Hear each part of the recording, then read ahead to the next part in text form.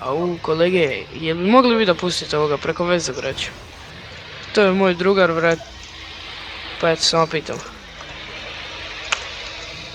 Ko ste vi? I ja sam, evo, Milan. Kako ste ušli unutra? Ušli smo unutra, brate, zato što radimo ovdje. Ne radimo baš ovdje, ali, brate, ne bih sva da vam o tome pričam. Ništa, daj mi legitimaciju. Treba vam, a onda moramo da izađemo vani. Ajde. Da, mora mi daš ovdje Ajde, legitimaciju. ajde. No, okej, dat ću ti legitimaciju, prati me, ajde. Ne, moraš ovdje.